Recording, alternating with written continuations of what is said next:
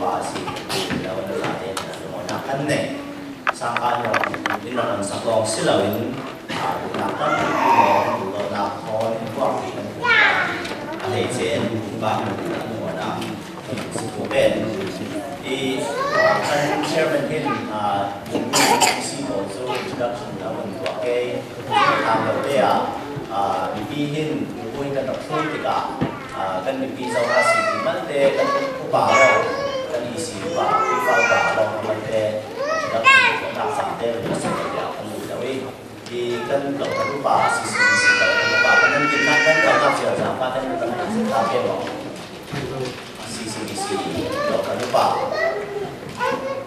di nan thei su lo de nge man de kan ko sa ta lo ke di ba biak sa to ka pa ma jun na pa bo jun to ka Australian si jun kan treasury kan thei ko o de kan ka na de sa lo jun na kan secretary pa ka bo kan na kan vice si ko nei ha si parin pun sa ko la de na kan no se bien ni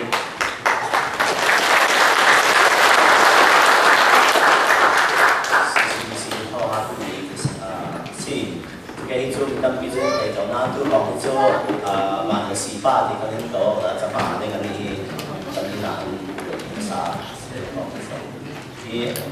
xin dấu về cái vật chất này là cái là họ đã đăng ký cái này thật để để giảm cái của bạn của bạn sẽ là tôi sử dụng món nào lấy thì